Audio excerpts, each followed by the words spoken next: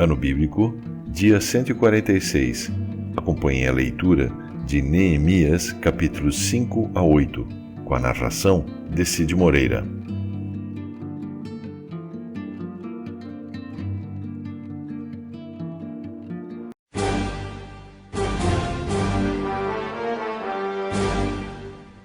Neemias, capítulo 5.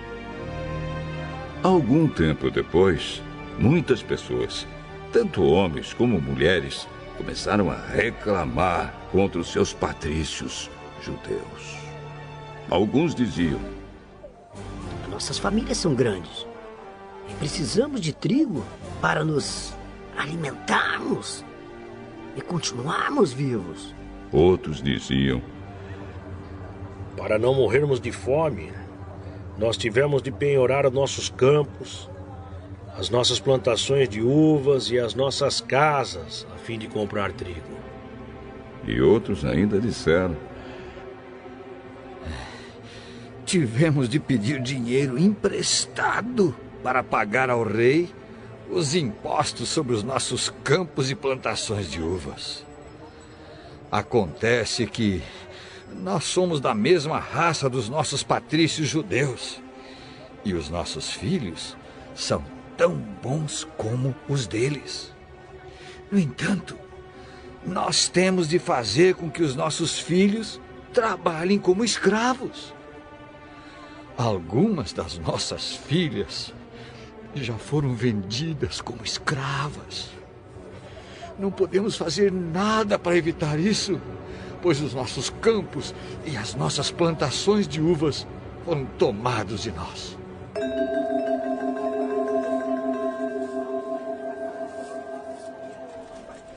Quando eu, Neemias, ouvi essas queixas, fiquei zangado e resolvi fazer alguma coisa. Repreendi as autoridades do povo e os oficiais e disse: vocês estão explorando os seus irmãos. Depois de pensar nisso, eu reuni todo o povo a fim de tratar desse problema e disse: de acordo com as nossas posses, nós temos comprado dos estrangeiros os nossos patrícios judeus que tiveram de se vender a eles como escravos. E agora vocês, que são judeus, estão forçando os seus próprios patrícios a se venderem a vocês. As autoridades ficaram caladas e não acharam nada para responder. Então eu disse: o que vocês estão fazendo é errado.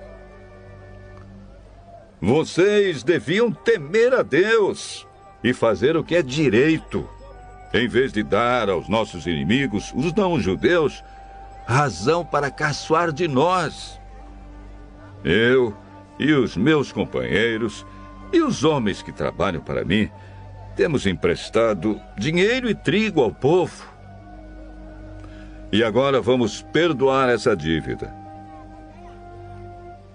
Portanto, vocês também perdoem todas as dívidas deles, dinheiro, vinho ou azeite, e devolvam agora mesmo os seus campos, as suas plantações de uvas e de oliveiras e as suas casas. Está bem. Nós vamos fazer o que você está dizendo.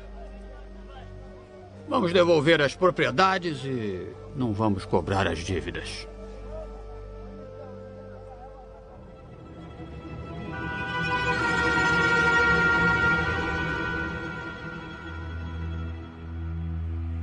Então eu chamei os sacerdotes e fiz as autoridades jurarem que cumpririam essa promessa. Depois tirei a faixa que usava na cintura e a sacudi e disse: é assim que Deus vai sacudir qualquer um de vocês que não cumprir a sua promessa. Deus tirará dele a sua casa e tudo o que ele tem, e o deixará sem nada. E todos os que estavam ali disseram: Amém. E que assim seja. Aí louvaram a Deus, o Senhor, e cumpriram a promessa que haviam feito.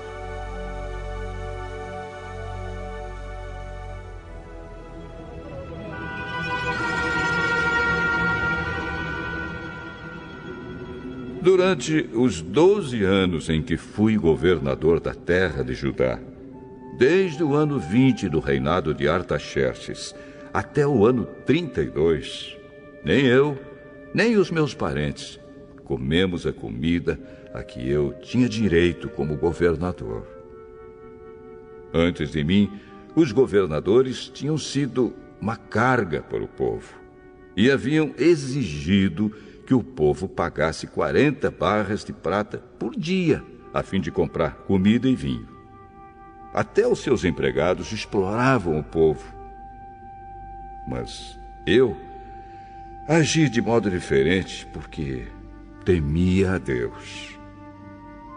Trabalhei com todas as minhas forças na reconstrução da muralha e não comprei nenhuma propriedade. E todos os meus empregados ajudaram na reconstrução. Também hospedei na minha casa 150 judeus e os seus chefes, além de todas as pessoas das nações vizinhas que vinham à minha casa. Todos os dias eu mandava preparar um boi, 6 ovelhas das melhores e muitas galinhas. E a cada 10 dias, eu mandava vir uma nova remessa de vinho. Mas eu sabia que o povo tinha de trabalhar no pesado. Por isso, não pedi o dinheiro da comida a que eu, como governador, tinha direito. Oh, Deus, eu te peço que leves em conta tudo o que fiz por este povo.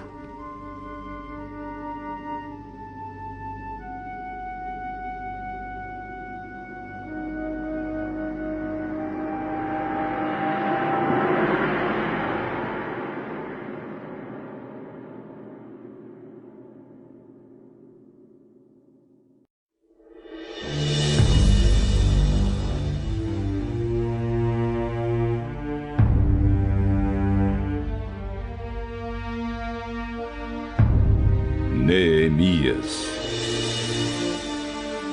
capítulo 6.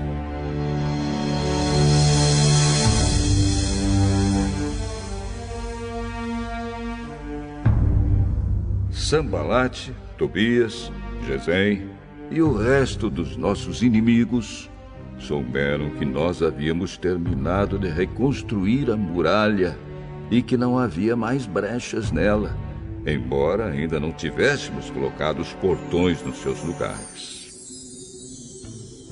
Então Sambalate e Gesem me mandaram um recado. Queriam que eu fosse me encontrar com eles num dos povoados do Vale de Ono, mas a intenção deles era me fazer algum mal.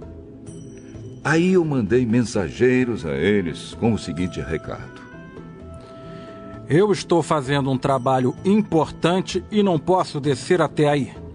Eu não vou deixar esse trabalho só para ir falar com vocês. Eles me mandaram o mesmo recado 4 vezes. E eu mandei sempre a mesma resposta. Então Sambalate me mandou o 5º recado. E este veio por escrito. Era uma carta e foi trazida por um dos empregados de Sambalate. A carta, que estava aberta, dizia: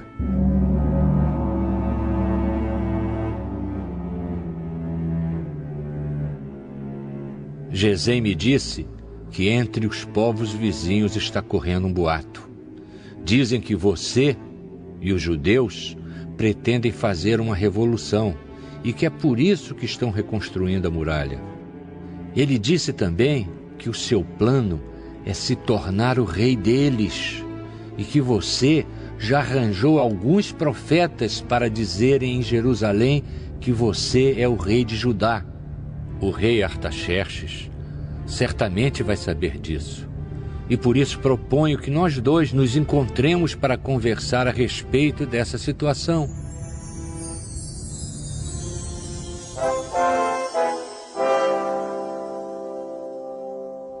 Eu mandei a seguinte resposta: nada do que você está dizendo é verdade. Foi você quem inventou tudo isso. O que eles queriam era nos meter medo para não continuarmos o trabalho. Agora, ó Deus, aumenta as minhas forças.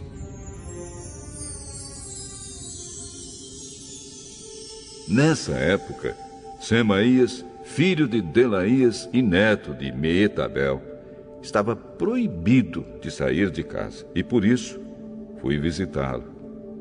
Ele me disse: nós dois precisamos nos esconder juntos, no lugar santo, no templo, e vamos fechar as portas, porque eles virão matar você. Sim, qualquer noite destas, eles virão matá-lo.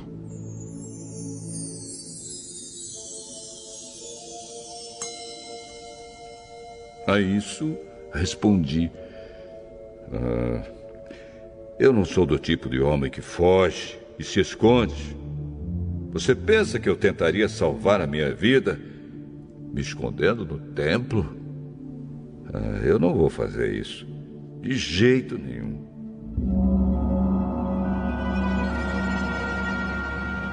Quando comecei a pensar nesse assunto, compreendi que Deus não havia falado com Semaías, e sim que Tobias e Sambalate haviam pago a ele para me dar aquele conselho. Eles lhe deram dinheiro para me fazer ficar com medo e, assim, pecar. Aí eles poderiam acabar com o meu bom nome e me humilhar.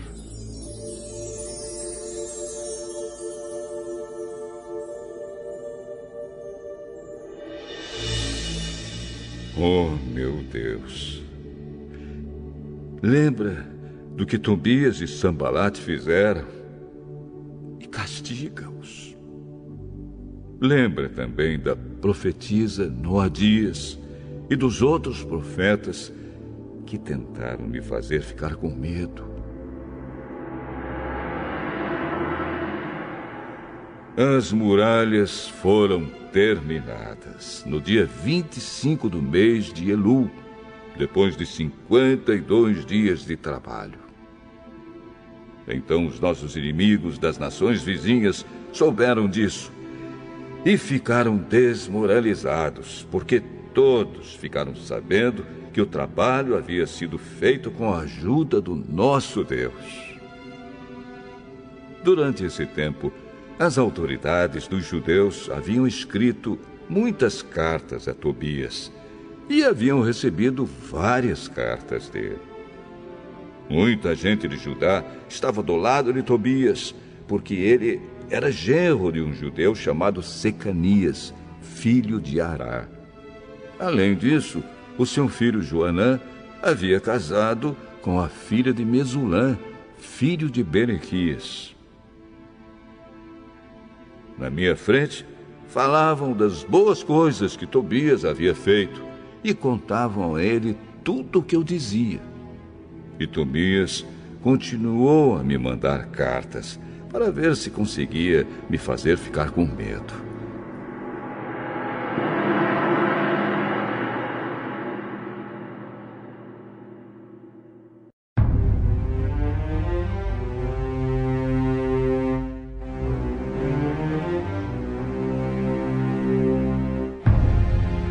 Neemias,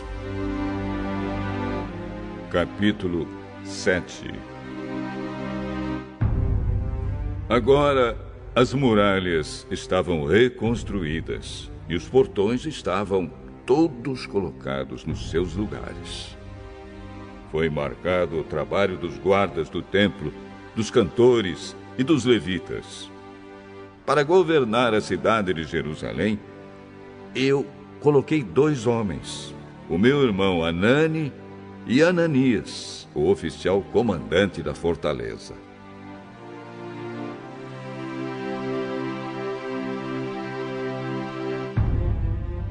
Ananias era um homem fiel e temia a Deus mais do que qualquer outro. Eu disse aos 2 que só mandassem abrir os portões de Jerusalém quando o sol começasse a esquentar, e que mandassem fechar e trancar os portões antes que os guardas deixassem o serviço na hora do pôr do sol. Também ordenei que escolhessem guardas entre o povo que morava em Jerusalém. Alguns deles deviam ficar de guarda em certos lugares, e outros deviam tomar conta da área em frente das suas próprias casas. A cidade de Jerusalém era grande, mas não tinha muitos moradores. E eram poucas as casas que já haviam sido reconstruídas. Deus pôs no meu coração a ideia de reunir todo o povo, e os seus líderes, e as autoridades, para verificar os registros das suas famílias. Eu achei o livro de registros do primeiro grupo que havia voltado da Babilônia. São estas as informações que havia no livro. Entre os israelitas que o rei Nabucodonosor, da Babilônia, tinha levado como prisioneiros, havia muitos que eram da província de Judá. Estes voltaram para Jerusalém e Judá, cada um para sua própria cidade.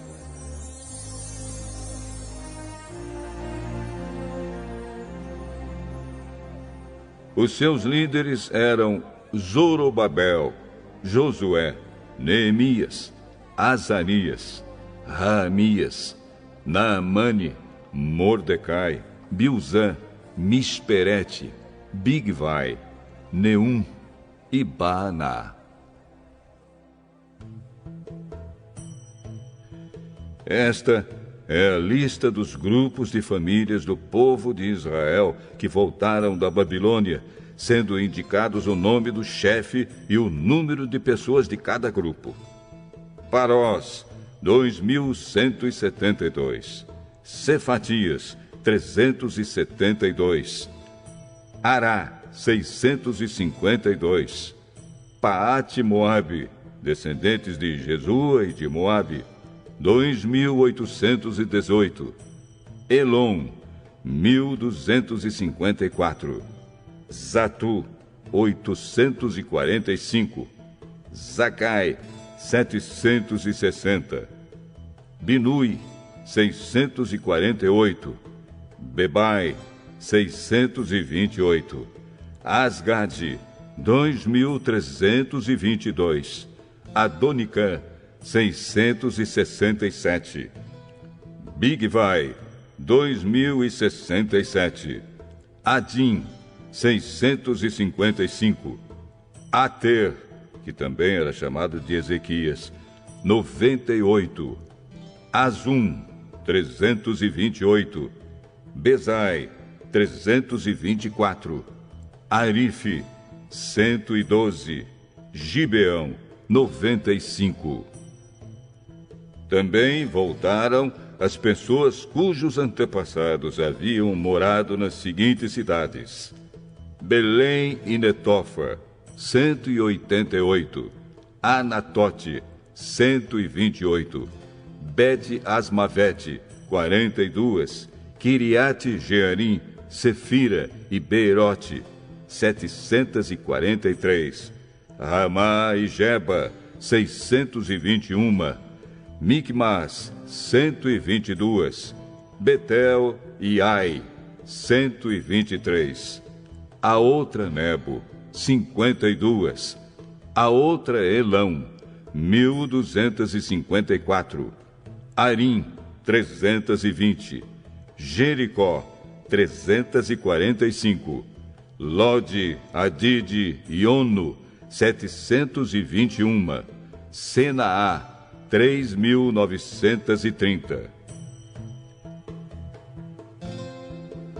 Esta é a lista dos grupos de famílias de sacerdotes que voltaram do cativeiro. Gedaías, descendentes de Jesua, 973. Imer, 1052. Pazur, 1247. Arim, 1017.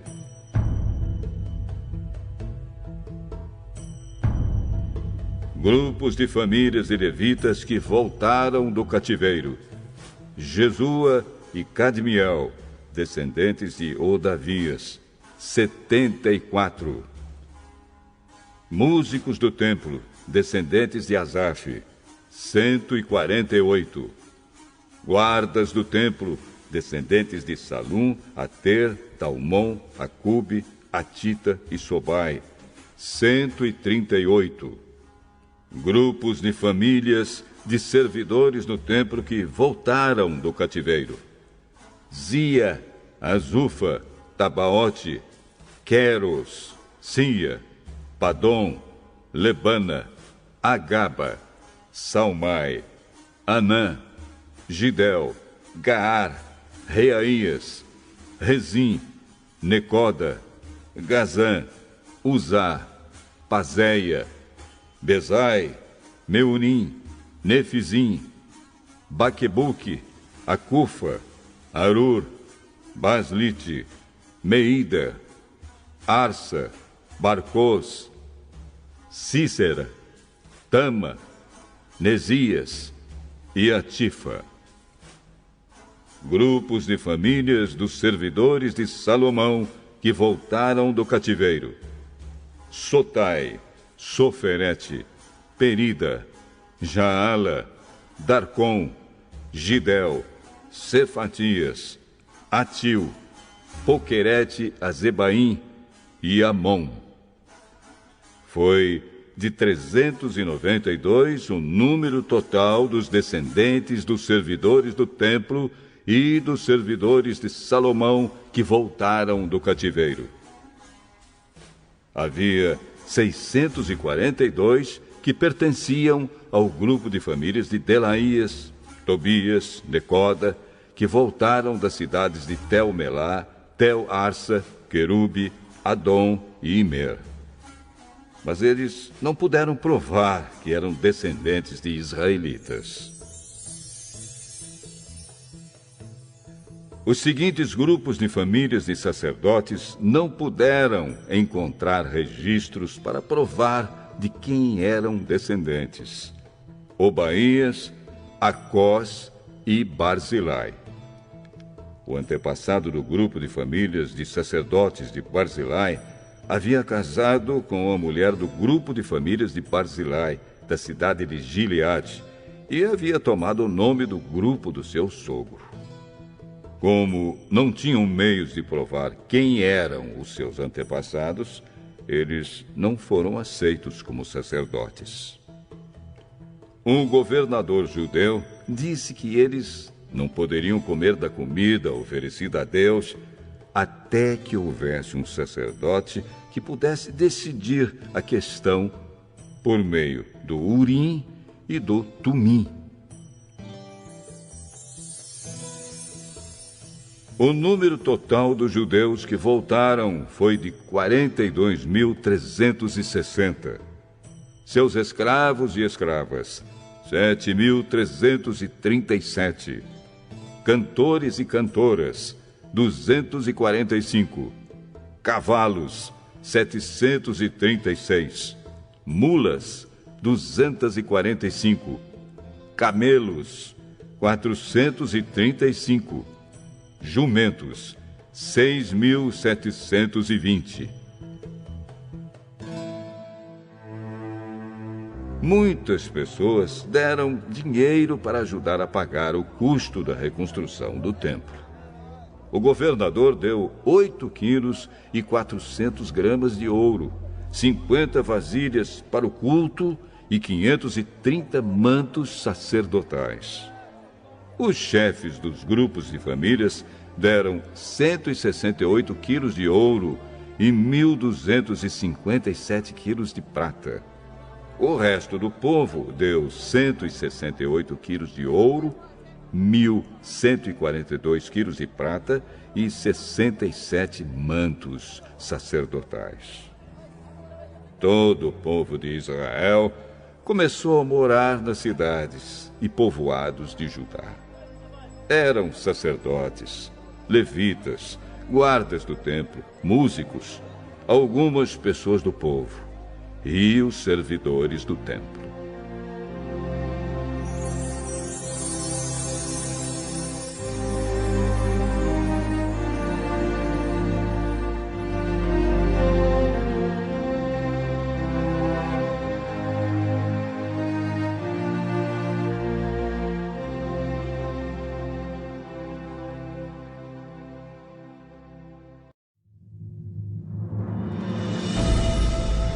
Neemias,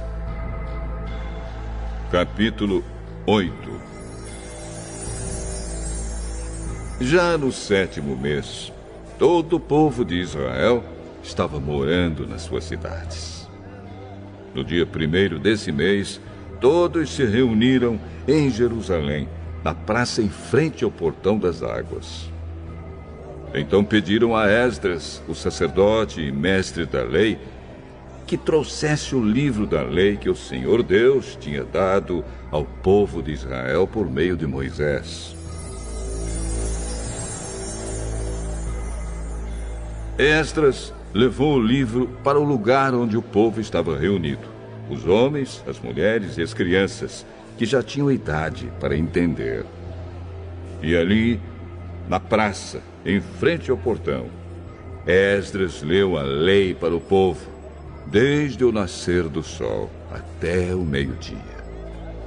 E todos ouviram com atenção.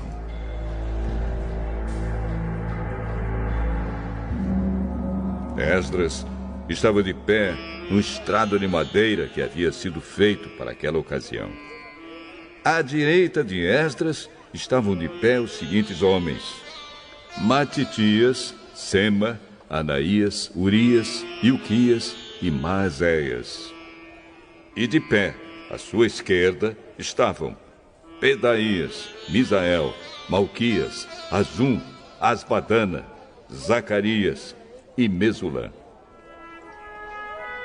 Esdras ficou ali, no estrado, acima do povo, e todos olhavam para ele. Quando abriu o livro, todos se levantaram. E Esdras disse: Louvem o Senhor, o grande Deus! Todo o povo levantou os braços e respondeu: Amém! Amém! Aí se ajoelharam e, com o rosto encostado na terra, adoraram a Deus, o Senhor.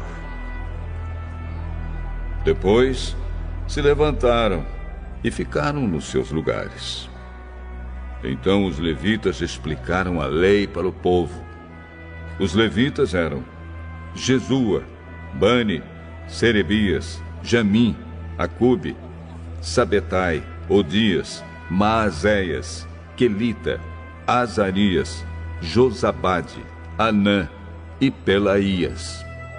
Eles iam lendo o livro da lei e traduzindo, e davam explicações para que o povo entendesse o que era lido. Quando ouviram a leitura da lei, eles ficaram tão comovidos que começaram a chorar. Então Neemias, o governador, e Esdras, o sacerdote e mestre da lei, e os levitas que estavam ali explicando a lei, disseram a todo o povo: Este dia é sagrado para o Senhor nosso Deus, e por isso vocês não devem se lamentar nem chorar. Vão agora para casa e façam uma festa. Repartam a sua comida e o seu vinho com quem não tiver nada preparado. Este dia é sagrado para o nosso Deus. Portanto, não fiquem tristes. A alegria que o Senhor dá fará com que vocês fiquem fortes.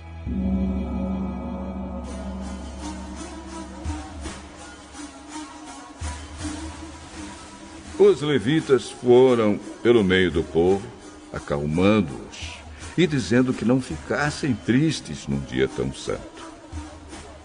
Então todos foram para casa e comeram e beberam alegremente. E o que eles tinham repartiram com os outros, porque entenderam o que havia sido lido para eles. No dia seguinte, os chefes dos grupos de famílias e os sacerdotes e os levitas foram aonde Esdras estava, a fim de estudarem com ele os ensinamentos da lei. E acharam escrito nela que o Senhor Deus havia mandado, por meio de Moisés, que o povo de Israel morasse em cabanas durante a festa das barracas. Então, em toda a cidade de Jerusalém e em todas as outras cidades e povoados, mandaram avisar o seguinte: saiam para os morros e tragam galhos de pinheiros, oliveiras, murtas, palmeiras e outras árvores, para fazer cabanas, conforme está escrito na lei. Então, todo o povo saiu e trouxe galhos de árvores. Em seguida, eles construíram cabanas no terraço das suas casas, nos seus quintais, nos pátios do templo, na praça do Portão das Águas e na praça do Portão de Efraim. Todos os que haviam voltado do cativeiro construíram cabanas e moraram nelas. Desde o tempo de Josué, filho de Num, esta era a primeira vez que faziam isso. E todos estavam muito alegres. Todos os dias, desde o primeiro até o último dia da festa, foi lida uma parte da lei de Deus. Eles festejaram durante 7 dias. E no 8º dia, houve uma reunião solene para terminar a festa, como mandava a lei.